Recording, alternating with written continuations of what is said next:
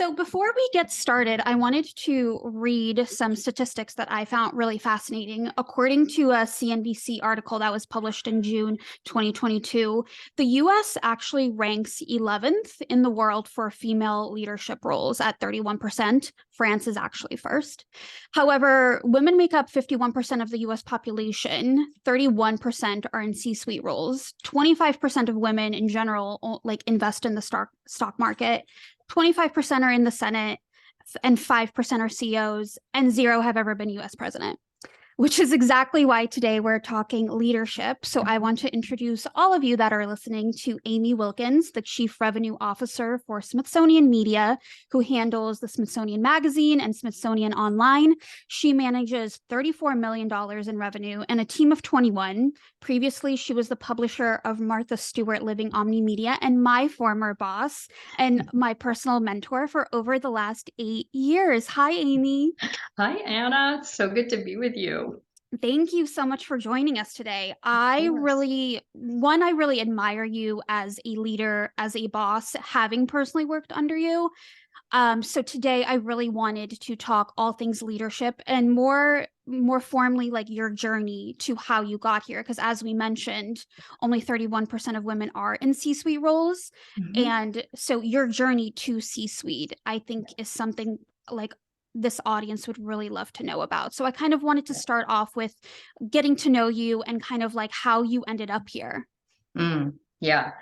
Well, I would say the way I ended up here has a lot to do with my urgent need to always be learning something new. Because without that, I wouldn't have a desire to expand and grow. And so that was a core ingredient for me from the very first job I had out of college, was I got to be learning something new. And so whenever I was like, oh, I've stopped learning something new, I need to go and find something new where I could learn something new. And then the other thing is I love leading teams. And I'm pretty sure that started with, being elected the co-captain of the softball team and, junior high, like I'm sure that it originated from, what that actually looked like to help people and support people to actually be great, right? And like see their own limitless potential. And, even when they leave me, and you did. I know. And we'll talk about that because trust me, I want to tell that story. I mean, I'm always excited, to actually be with people who want to expand and grow, because it makes it easy to figure out what their learning goals would be. Like, what is it that they want? Because people who want something give you way more than the people who don't. And so I've always preferred that. Even if I know like, oh man, I'm going to have this person and they're only going to be with me for a year, maybe 2, I will take it if I know that like there's going to be something that they're going to get from this, but I'm going to get something way bigger. Right. So at least that's how it occurs for me. So that's my why. Yeah. And then at what point, like, how did your trajectory to C-suite kind of go? Like, what's kind of like your resume, like in like 30 seconds, Yeah, how you ended up at C-suite? it was like this, right? So as I was moving up, I made some choices along the way. And there were times when I made choices that were not great. And I learned, but I will say to you that I would not do it differently. Because of what I learned from that experience. Learned a couple of things on my way up.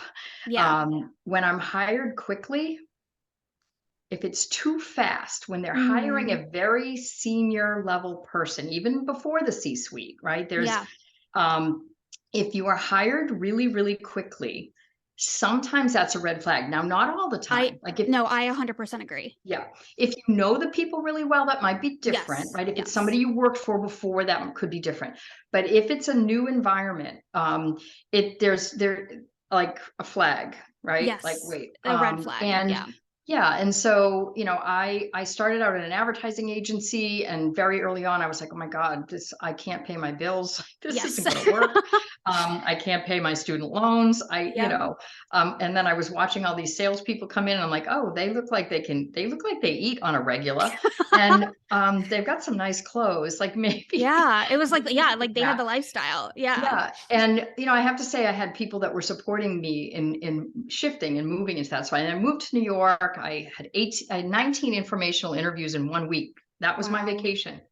And then I came back. I was in Boston, came back, got a job with somebody that I actually used to buy media from, and Mhm. moved to New York. And I was in that role for maybe 10 months. And it was clear, like, I need to do something else. And I went to another place and I, learned as much as I could, but I could tell they were very comfortable with me in my place.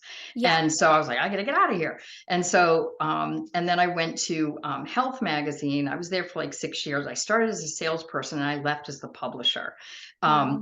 and again, that environment it was like a petri dish for like me learning. Like I just Yeah. was able to just be a sponge and they let me.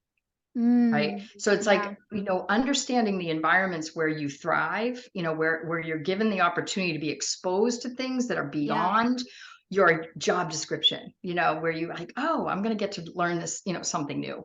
And then I went to that place that was a mistake. And like I said, not really a mistake, right? Because Yes. of what I learned from it. Yes. It was a very male dominated environment that Mm. was challenging, which we can talk about again Yeah. later. The next job I took, people said to me when I took it, they were like, Amy, that seems like a step down. And the Mm. reality was I went to A&E television networks and I got to heal. Mm. I was really in a state when Yeah. I left that other job. And I needed time to just do a job where I could do it with my hands tied behind my back. Yeah. But what I was still learning something new because it was a broadcast company, right? So now it's Yeah. cable. And so I was learning something else. Yeah.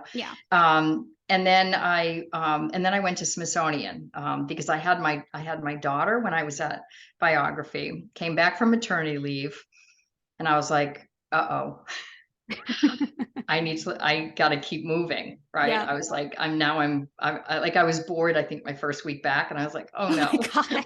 That's very this you. isn't going That's to very work. on brand for you. Yeah. So I'm like, I got to go. So I literally was looking at other, at the time I was in exclusively magazines. I looked at the Yeah. newsstand and in my office and I'm like, wait, Smithsonian, they might be able to use me. It just so happened they were searching for a publisher. So I ended up going to Smithsonian then.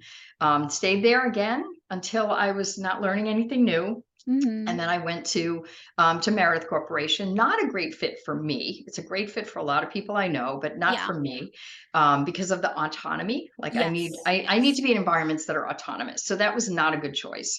And then went to Martha Stewart, and I was there for 8 years, which was wonderful. And then I'm back at Smithsonian, which Yeah. people might be like, "Why are you doing that?" I'm like, "Well, I Yeah. came back here."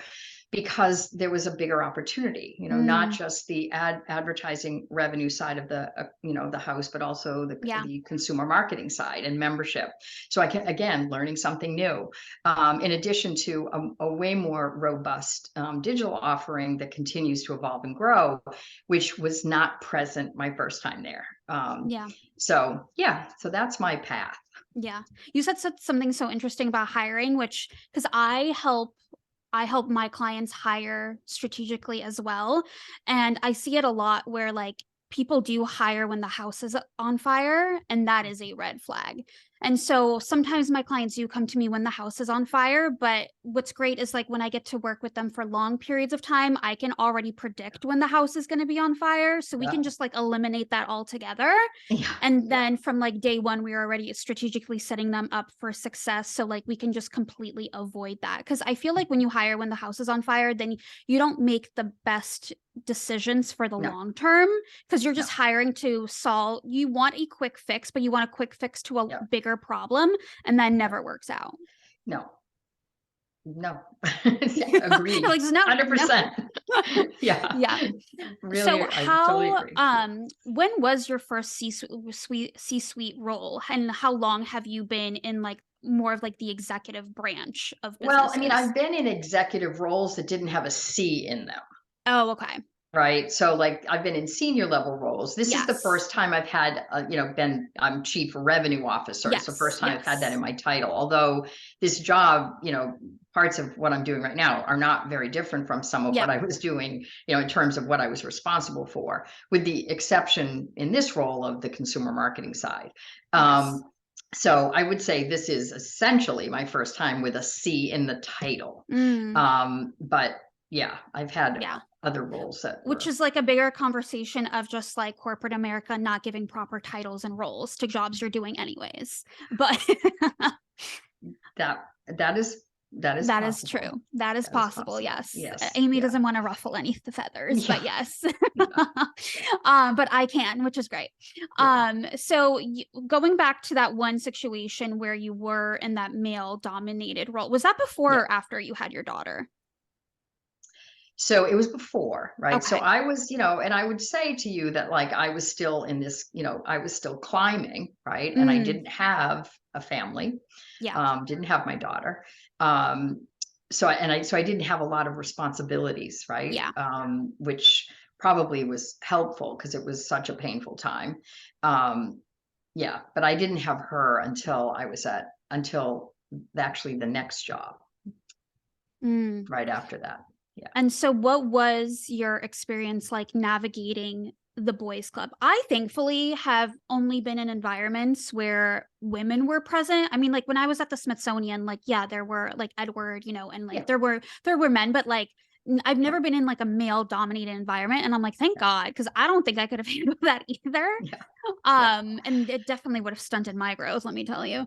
Yeah. But from someone who has, and especially like a Yeah. while ago, what Yeah. was like that experience like, and what was your title when you were there? Like what was your I was the position? president Okay. of a unit within the organization. So I was on the executive leadership team, and there were several of us. There was about 20 people on this executive leadership team, and there were two women. Mm. Let me tell you, she was a very important person to me. And she was older than me, um, and she was willing to like support me, which was amazing. But I was hired to replace somebody who they fired. Mm. So what I still remember vividly my very first day coming into this executive room, right, conference room. It's a round table, and nobody's even acknowledging that I'm in the room. Right. Oh So we my sit God. down, at the table. I sit down at the table, and finally I'm thinking to myself, so this is happening, right? These people are not actually going to acknowledge that I'm Oh even my here. God. So I Yeah. basically hit the guy on my right and introduced myself. And then I hit the guy on my left and I introduced myself because I'm like, this is silly. You should Like, have been like, attention, attention, well, I am all here. I could think of was like, so now it's my fault that they fired him and hired me, right? So they're Yeah. going to take it out on me, Yeah. right? I was already kind of a square peg in a round hole anyway, not Mm. just because I was a woman, but because the publications that this company had were enthusiast titles, and the one I had was the only one that was very different, with a Mm. women's audience, and so I didn't even understand it, right? Yeah. Um, but that was a first indication that like, oh, this is going to be interesting. Yeah. Yeah. And so how, when you settled in, did you have conflicts with them where like obviously Yeah. you are president, so you know best. And you're also very much the type of leader where you're like, I'm a team player. I don't mind getting down and dirty. Like, Yeah. but at the same time, like you need to respect me and my authority, which I Right. think, I yeah. learned I was definitely in shock in this role. There was one exchange that I had with somebody who is in the chief financial officer Yeah. that was so unacceptable. I was in a state of shock. He called me one day about some random little small thing, which is like nobody even at my level at that point in time and the experience level I had should be having a conversation about this topic. Yeah. And he said to me, he started screaming at me. So he screamed No. at me for 20 minutes. And I'm sitting there like, is this happening? Right? Like, what is this? And then it was really, really alarming. it was like a switch went off and he suddenly realized, oh, wait a minute, HR reports to me too. And he flipped, and it was literally a 180 in the conversation. And I thought to myself, this is what women who are in an abusive relationship deal with, because he then said that I was the best thing that Oh ever my happened to the God. company. I mean, he was pouring on the charm like nobody's business. And then he said, I feel better. Do you? And I said, No. no. I said, no, there is nothing about this conversation that makes me feel better. But what I'm going to do right now is I'm going to hang up and I'm going to go take a walk around the block and clear my head. And then I'm going to come back here and I'm going to do the job I was hired to do. I was stunned. And I ended up communicating that up the chain. And eventually they said to me, would it work for you? So they got the message because I said in no uncertain terms, is it going to be okay for this person to ever speak to me like that again? And it shouldn't be okay for anybody here. Yeah. And I'm actually asking as a leader of this company why we are okay with him talking to people like that. Yep. Because it doesn't work. And so then they came back to me like a week later and said, well, would it work for you if you never had to talk to him again? Oh my God. That's not the point. It's not, but they did it. And I was like, I'll take it. But I did say that isn't the point. Yeah. I didn't actually come to you because I was trying to get him fired or anything. Yeah. What I came to you with is a real concern that this person is putting the organization in jeopardy by having the kinds of conversations that he had with me and who he has with others. It doesn't work. Yeah. Yeah, it was.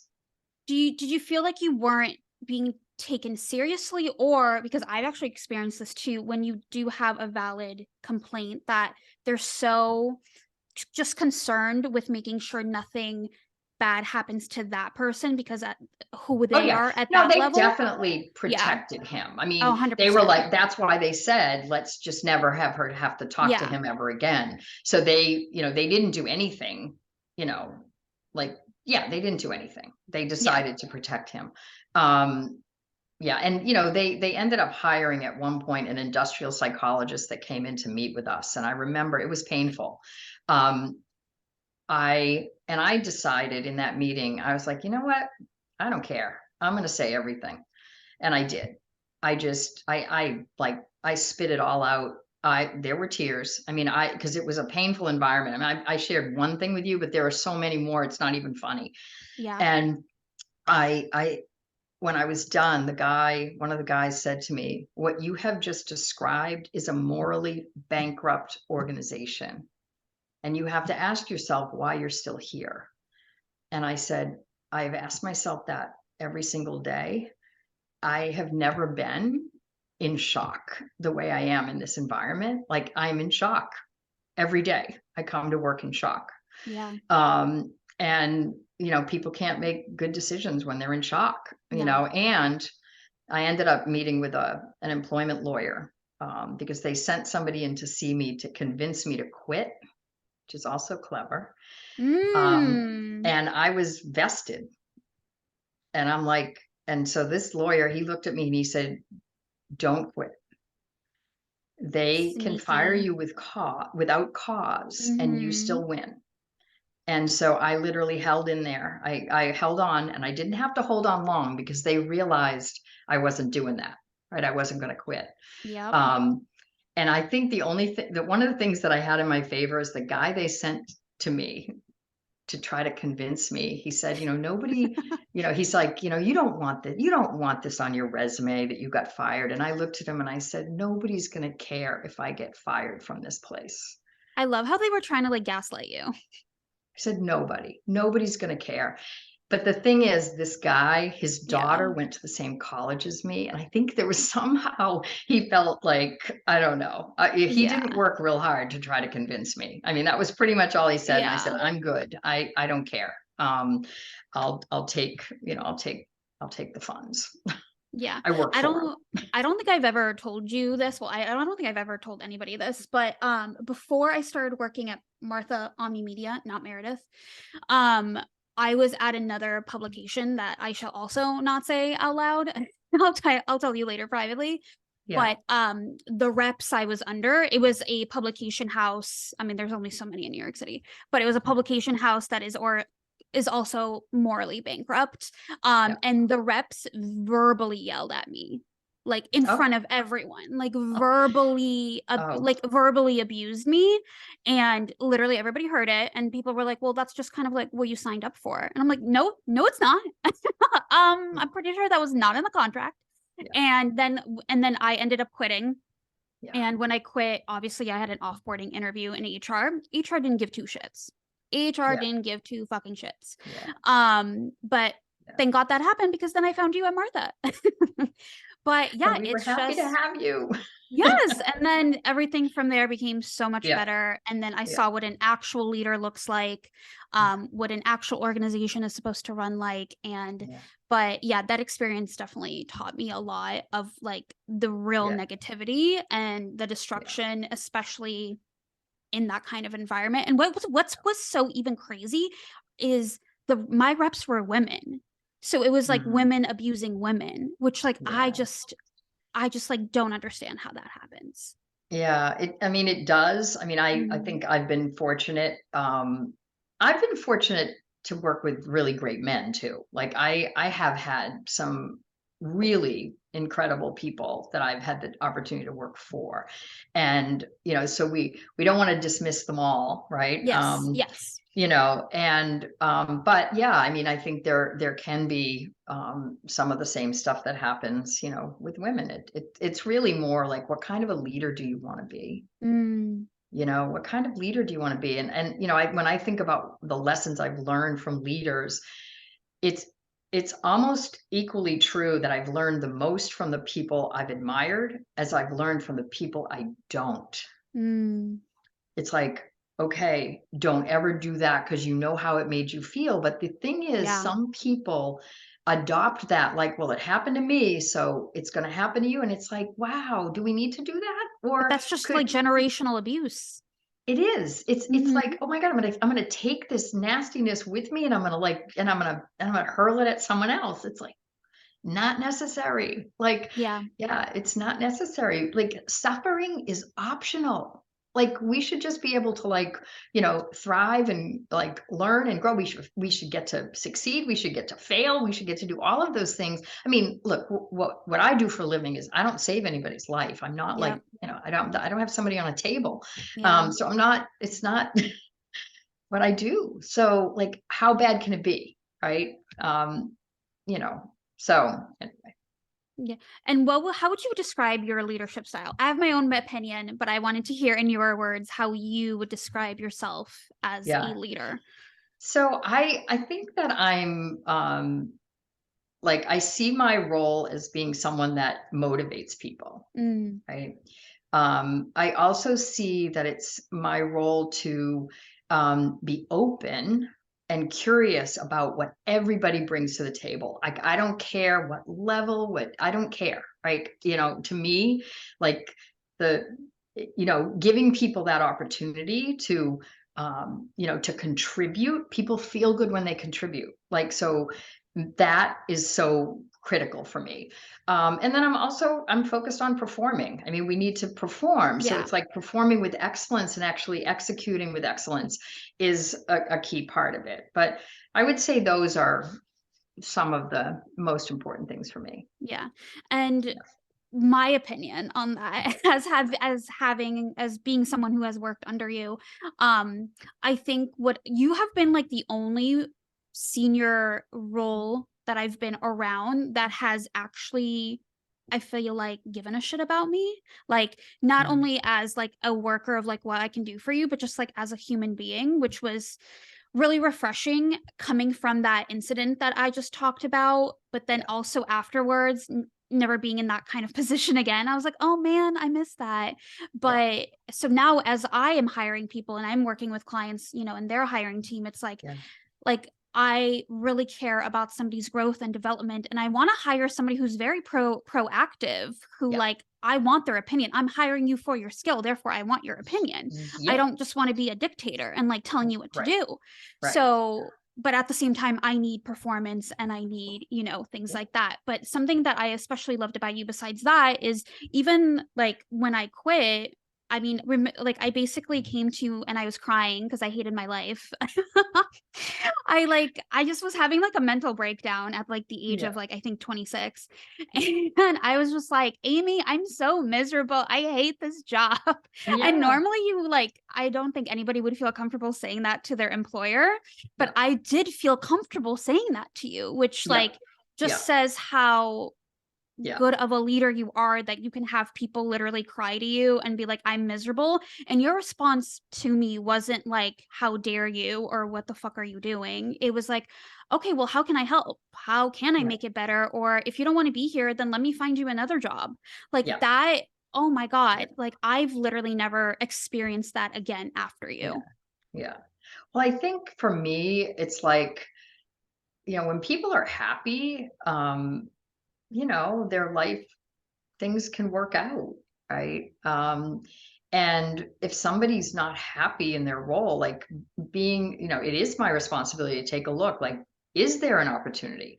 And, like if you work in a small enough environment, this opportunity, where I am right now, it's small enough that, I know that I can't like necessarily escalate somebody to, you know, new roles. So, I think even when I hired you, Anna, I think I was like, we're not going to have her very long. Like, and I was okay with that because it was like, this is something that I know she can come in here and make a difference. And that's going to be okay. But I was not thinking that I was going to have you for a really long time. So I'd already swallowed that pill. Yeah. Yeah. But Yeah, and I and think, so it was very easy, yeah. to think about, all right, well, what's good for you? Because if it's not good for you, and that's true for anybody, right? If it's Mhm. not good for them, that spills over everywhere Mm. to other people. Yeah, 100%. And Yeah. because of your leadership style, that has created my leadership style from just my experience. Like you said, like regardless if it's good or bad, like it still affects you, right? So now when I'm either working with clients or I'm hiring people, on my team, it's like I'm using those really bad experiences and those really good experiences and how I navigate, not only Mhm. conversations with people, but how I'm leading my clients and a team. And something that I really value is growth too. So even when I'm talking with clients, I'm like, tell me your honest opinion. Like, do you like my idea? Like, tell me Right. tell me if you're like, I don't like this at all. I literally think it's like horrible. Like, I Yeah. want you to tell me that. I Right. want you to feel comfortable, Yeah. telling me that. Because Yeah. essentially, like, that's how this is going to be a good relationship. And even for clients, like, I don't take on a client. I mean, now I have the luxury of this, but I don't take on clients that I don't actually see the potential of growth with. Mm. So Makes I think, sense. so even if that means like I don't make money from that person, I am much more, actually this happened the other day where somebody came to me and they're like, "Oh, I want to join this program." And then we had a conversation about it. And I was like, "Honestly, I don't think I'm the best fit for you." But Right. my friend, she has a program and she like that just sounds like a perfect fit. So I So much good. rather my friend make the sale and actually work with someone to develop their growth than like me Mhm. make a sale, but then like it's just not going to be a good fit. And it's not Yeah. only going to be like not a good fit for the customer, but also it's just not a good fit for me in Yeah. like mentoring this person. Yeah. Well, and I love what you were saying, and what you were just saying about, letting somebody know, like really, really asking, do you like my idea? Like Mhm. being willing to hear, no, I don't. But, Yeah. giving people permission to not yes you to death, right? Yes. Like, because that's definitely something that I have always appreciated and have informed people around me. I'm like, look, I am somebody that you can say, I don't agree with that because I Yep. want the diverse viewpoints. And so, like, I don't want it to be a focus group of one Yep. because, I might not have a good idea. it might not be the right path, and we can build on each other if we're open to listen. What's your idea? Like, let's look at your idea. So that to me is like so critical, and I think that's where the whole like being curious is so important. When people start having, an impression of something, or they want to go in a certain direction, it's better for me to be curious about why that is than to be like, no, we're not doing that. Yeah. And I definitely hire people off of that skill as well. It's so funny. The other day, I was talking to my brand designer and I was like, I have this idea to tell me if this sounds cool. And she's the type of person that can be like, that's cute, but that's going to look like garbage. So we're not going to do that. So we're not doing it. So I was like, I have this idea. And she's like, yeah, or we can just not. Yeah, no, I think we'll pass on that idea. And I was like, great, thank you. Cause you're like the branding expert. So yeah, I had an idea, but like that doesn't mean like not every idea I have needs to be like put into like fruition. So I definitely really value that as well. And same that when clients come to me, they're like, so this is the current state of the situation. I want you to rip it to shreds. I want you to be brutally honest with me. Because I feel like a lot of people, like what I've seen is they want to make a buck, but then they'll just tell you a lot of like pretty bullshit, but then you still leave with not actually the results you want, which like is not what we're doing here. Well, it's not scalable, and it's not something that you can repeat, because it's like if a client doesn't get what they actually came for, they're not going to recommend you. And like, Yeah. So I'm definitely like as empowering as like team forward as I am, I'm definitely going like to tell you the truth. If you're like, oh, well, like, what do you think about this? I'm going to be like, honestly, I think it could be better. Like that's, I mean, that's why you hired me, to tell you that. Exactly. You hired me for this reason. Yes. So after you left that really toxic job and then like your nervous system settled down, you were no longer in fight or flight mode. How did the decision to become a mother come about? So, I think it was always one of those things that was like, at some point, if we're going to do this.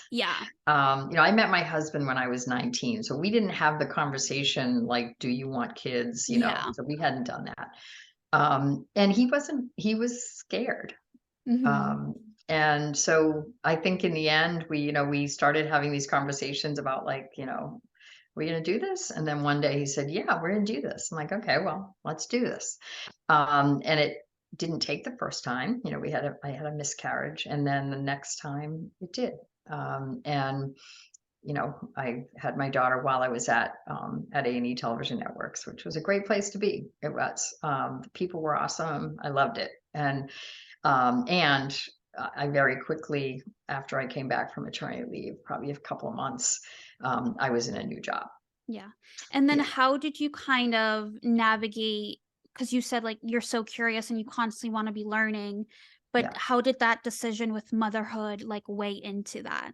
Were like, I can do both, or were you one of those people that like, I'm going to try to do both, but realistically, I don't think I can? Like, what was that kind of thought process like? I for whatever reason, I always thought I can do this. And it's one. I mean, listen, you're talking to somebody who has one child, right? Yes, like that's also very true. I mean, some of these women, have a gaggle, right? They feel, that's not what I have, right? So one child is not, not going to kill me. It's not going to make it impossible, right? And I also was fortunate that my husband, worked from home. So he was able to be here, and we hired two people, one from when Olivia was an infant to about 6, and then another from 6 to 12. These are two people that were just like family. And I had to be okay with, like on the weekends, Olivia would be like, Megan, Daddy, Mommy, right? Like I'm like, I'm third. But I had to be okay with that, because it was like, isn't this great that she feels really, really safe and comfortable and loves Megan? Oh, that's Isn't a great this perspective great shift. that she knows her daddy is here, right? Because during the week I'm not, so that was it was, the weekends was all about, it was all about her, Yeah. Did you face any like criticism or just like people's opinions that you didn't ask for when you were pregnant, that people just assumed you would kind of like not step back, but maybe like this is kind of like your career was gonna like even out? I don't remember that. I mean, I I don't remember that. But at the same time, I was probably also doing a lot of things to like make sure that that wasn't something in the way, right? Mm, Like yeah. that. So who knows, right? I worked for some really good people. I was at Smithsonian at that time, and she was, an infant when I got there, and 5 when I left. So you know, I but I they were very good to me. Yeah. And I didn't I didn't experience that there. That's Yeah. awesome. Yeah, Yeah. so I actually work with a couple mothers who are business owners. So, and like props to all of them. But I Yeah. think what's so great is because like in corporate there are only 5% of CEOs, right? And then like 31% in the general Yeah. C-suite level. But then what I get to do is I get to create our own C-suite. We like don't have the, Yeah. the bureaucracy of of HR and corporate and all of this. So Yeah. like I'm creating like the next generation of leaders who like get Yeah. to be moms and get to be Yeah. CEOs and like Yeah. get to define their own role. Yes. So like it's so like I love that like instead of like joining the table, we're just like creating our own table. But Yeah. in corporate, obviously there's a lot more barriers, which is why only 5% of women are Yeah, I mean, CEOs. and so many of those barriers are, right, like women having children, if they put it Mhm. off, that's fine, but then when they do, right, there can be organizations that sort of go, "Oh, now she's a mom, so we've gotta put her over there in the mommy track, and now she can no Mm, longer be in a leadership track." And then they miss the fact that, I was so freaking efficient. you I are. was You are very ridiculously efficient. efficient. You just I was are.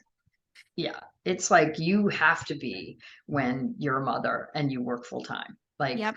um, and I have noticed that with a lot of the women who work for me who have children, right? They they can juggle, they can both, Yeah. and some days you feel really great, like I'm winning as a mom, and then some days you're like I'm winning at work. Sometimes you cannot, winning at both at the same time is often really hard. Yeah. Um, I feel like obviously like every generation of women has more opportunities and like hopefully it'll always stay like that, yeah, not maybe not right now, but right. in the future hopefully like the progression just keeps coming.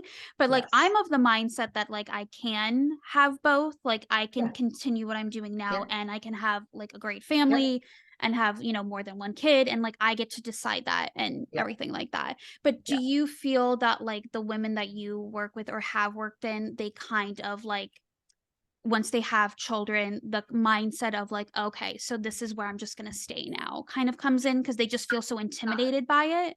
No, I mean, look, I don't think everybody aspires to it either, right? Yeah, that's true. That's Yeah, true. and I do think that everybody has to look at their own family situation, right? Um, for me, I think it was way easier to consider continuing to move forward and up because I knew that her father was here. Mm, Like, yeah. so I had a parent, not, you know what I mean? So there was Yes. something about that for me that allowed me to be calm about it. And like I said, we had 2 really great people, but when you add to it also her father, my husband, like that was amazing. Um, Yeah. and look, he was working, but he was available, right? Like he could get here faster than me. Like I'm Yeah. in New York City. It's like if something goes wrong, how do I get home fast enough? And we didn't have family that lived near us. So it wasn't like we could call on grandma, that wasn't true. Yeah.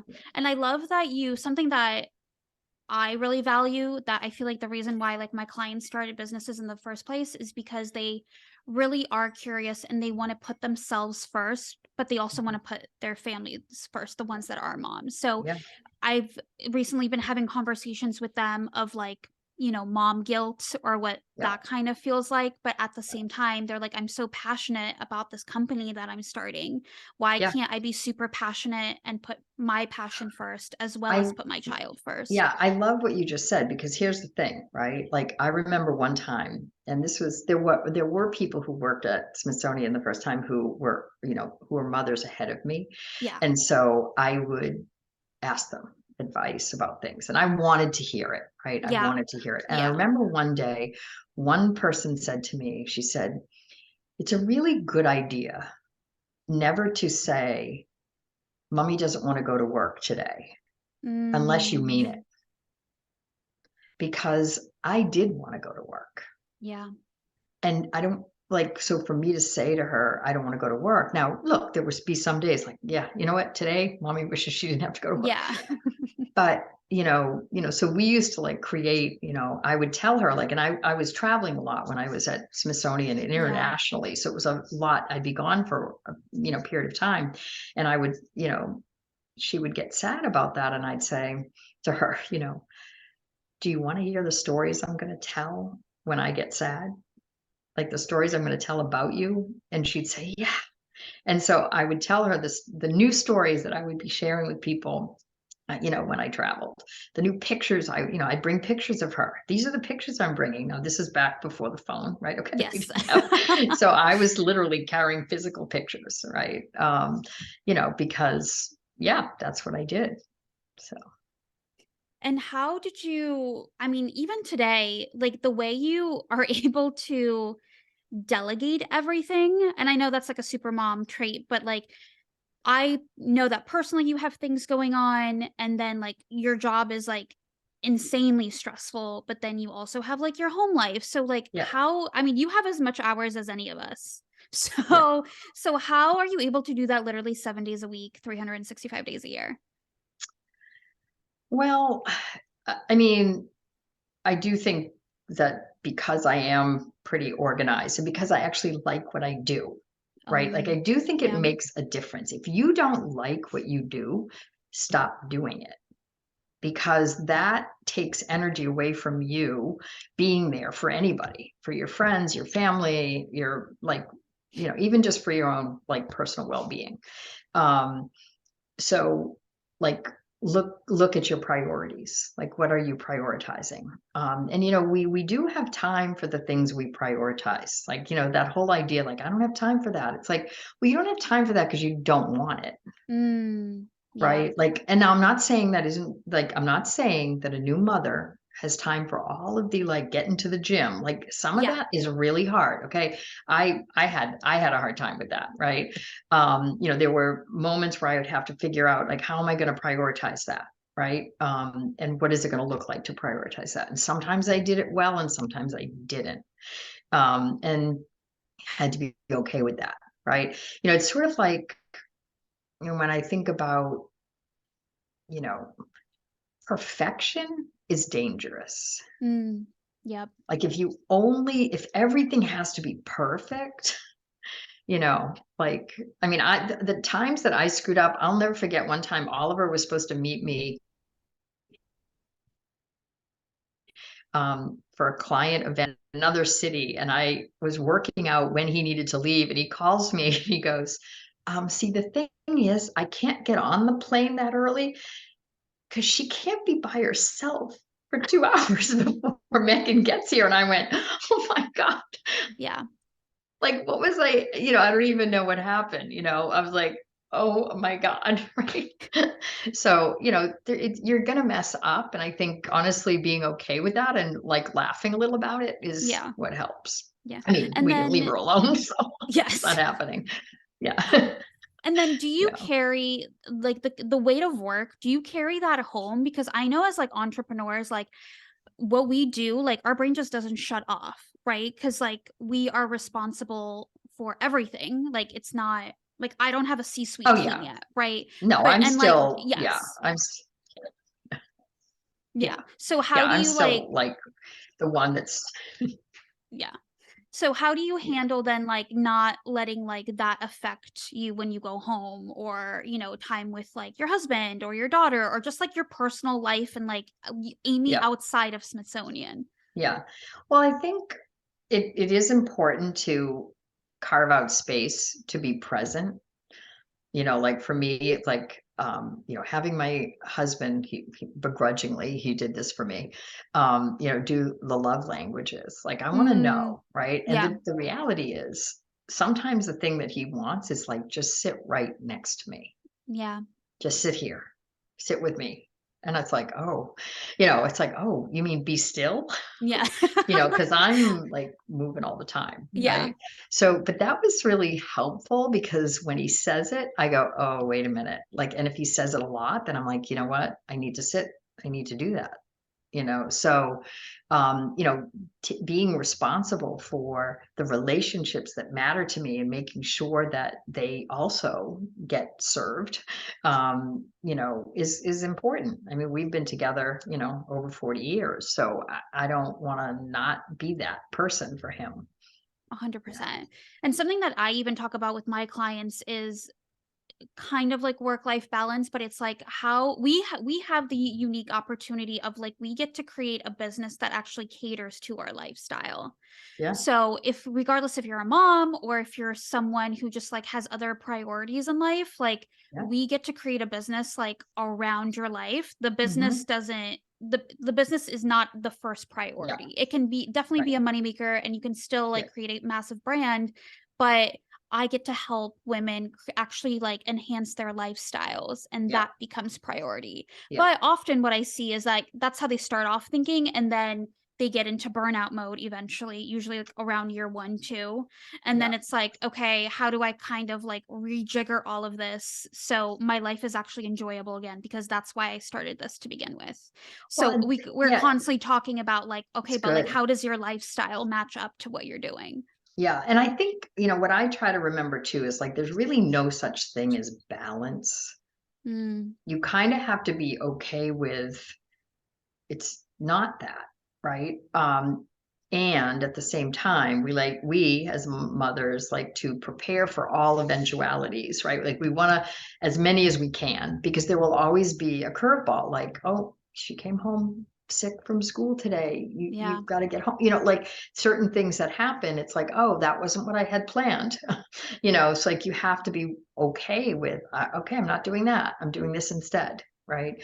Um, and like being okay with that is so important. But I think if we expect that we're going to actually experience balance, I think it's something to explore, like what does balance mean to you. Yeah.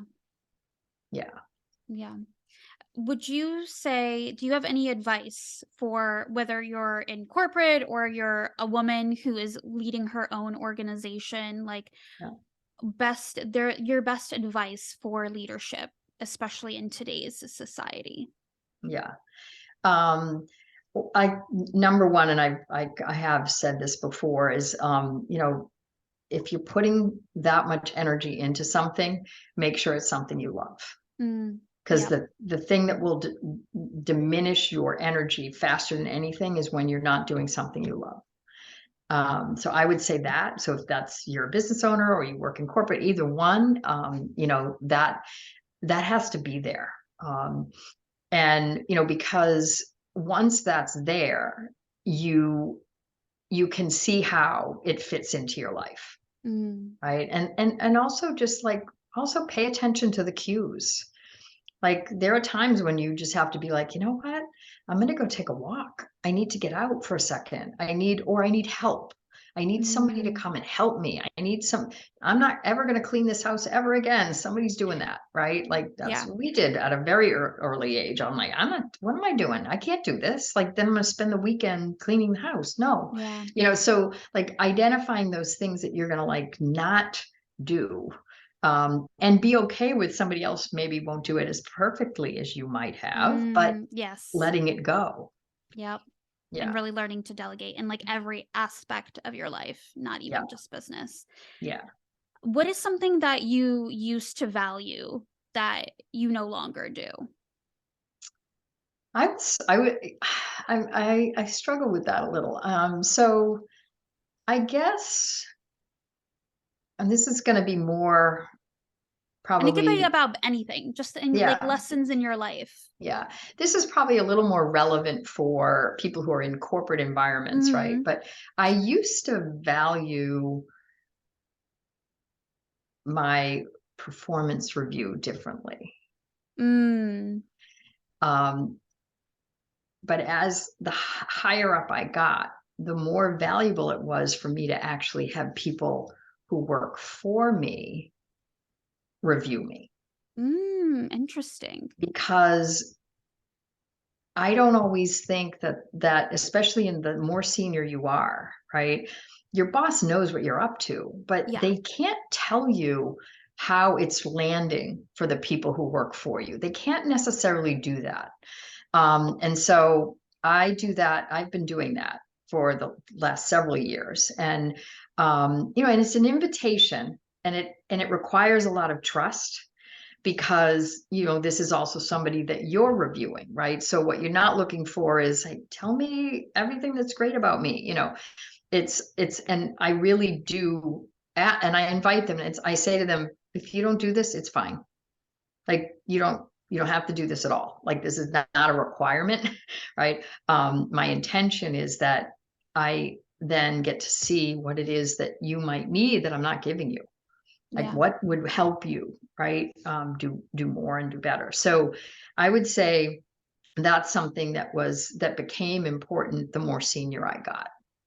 Yeah, and same with like I think like what I do, I always encourage people to ask your clients for feedback, like Yeah, genuine feedback, like whether yeah, you have a team or your clients, because yeah. especially if you're running like programs, obviously you want to optimize them and make them better. The only way you're going to do that is if you ask for feedback, like Correct. genuine feedback, not Yeah, just like, did you enjoy this? Referral someone, but like real right, feedback on like right. what could have made this experience better. And sometimes, like, specific questions, like I Hmm. asked my team, there's 5 questions, I'm probably going to forget them, but it's like, what are my strengths? What are my weaknesses? What does everybody know about me? What can everyone count on me for? Oh, I like that. And I knew I was going to forget the fifth, but it's like, Yeah. what, there's one more, but Yeah. but it was really helpful. And it actually was something that I was able to then use to inform my own self-evaluation. Mm, And it was, to me, more valid because I was taking feedback from people who actually experienced me as a leader.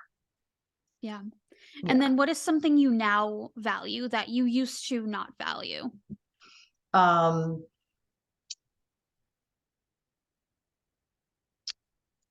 Something now that I value, I do value quiet time in a different way. Mm, I do value, I have a number of different groups that I'm part of, right? Like this place to unwind. Some of them are pure social, some of them are leadership development, some of them are, all about mindfulness. Like, and I value that, taking the time for that. Um, I didn't I mean, it's not that I didn't do some of that, um, but I didn't make the time for all of that, as much of that I do now. Yeah. I love that. I love that you're so busy and that you still make time for that because you understand how important that is Yeah, to your not only leadership but also to just like your mental health and personal it is. development. Yeah, it's so critical for my mental health. Like, I know that I need it.